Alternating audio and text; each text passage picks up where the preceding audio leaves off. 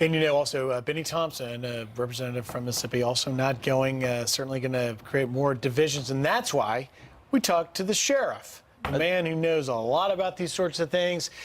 Sheriff David Clarke, good morning to you. How are you? And first of all, the president will be upset if we didn't say to you, Merry Christmas.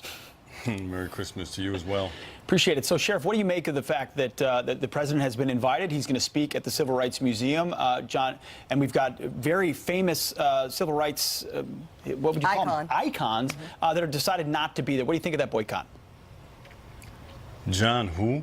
John Lewis. John Lewis, he was bloodied on the Selma Bridge, Sheriff, when he was trying to protest voting rights and organizing sit-ins and a variety of things on behalf of the black community. Are you going to let me talk, Ebony? Oh, well, John sir, Lewis, I was just addressing your question. You asked who, so I was telling you a bit about John Lewis. You didn't let me finish. John Lewis has become one of the most irrelevant members of Congress. Have you taken, Ebony, a look at his congressional district, the high poverty, the high unemployment, the crime that goes on, the failing schools that have gone on in his district under his leadership? Look, nobody cares what John Lewis is doing. He's been reduced to being a caricature in that he has to pull a political stunt like this. He can't even honor the Civil Rights Museum opening. He has to pull a political stunt to get news coverage. That's how bad this is. Look, Donald Trump realizes that he's the president of all people. He also realizes that actions speak louder than words.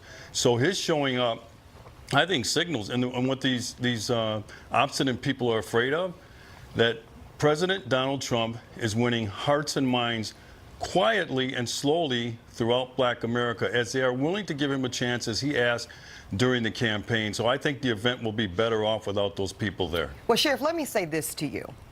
For you to say that nobody cares about John Lewis is inaccurate, because I assure you that there are many people across this country that absolutely do care about him. As for your commentary on his political record as a congressman, I'm actually not even addressing that part, because this museum opening is about the civil rights of American citizens. So when it comes to his record on that, Sheriff Clarke, I think it's pretty undisputed.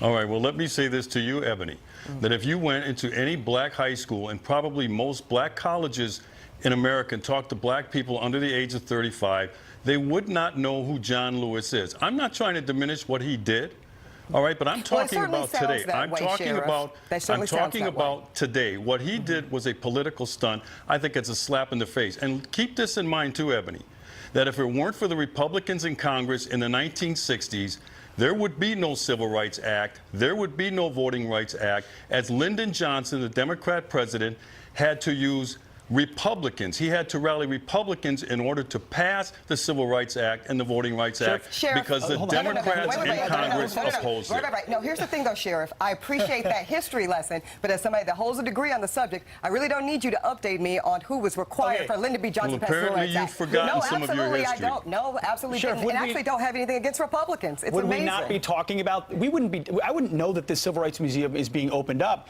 if this president had not agreed to accept an invitation to speech. Isn't he not shining a light on a very important museum as well? Exactly. He adds to the moment, and he's being responsible in doing so. Look, Donald Trump could care less about whether any of these people are showing up or what they think. He's going to do what's in the best interest of all Americans. And the right thing to do, the best thing to do, is to show up at this opening and just kind of ignore the fact that some people have chosen this to use as a platform to make a political statement. Okay, Sheriff, I got something that maybe you and Ebony will agree upon, and that is President Trump talking about keeping us safe. Take a listen. We're going to have safety, and we've got a lot more now. We're getting rid of the MS-13 animals. We're going to have safety again.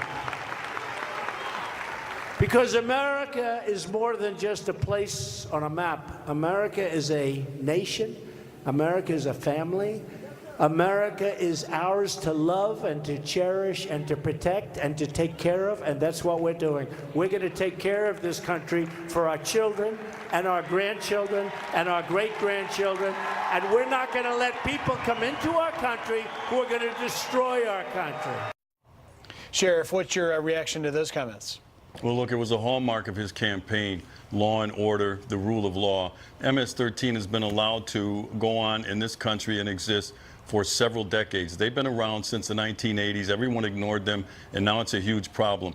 But it is going to be taken care of by President Trump through the United States Department of Justice, who are lending their resources to the local law enforcement. They have more teeth with the federal code. They can provide money for some of the overtime to take the burden off some of the local budgets to get this done.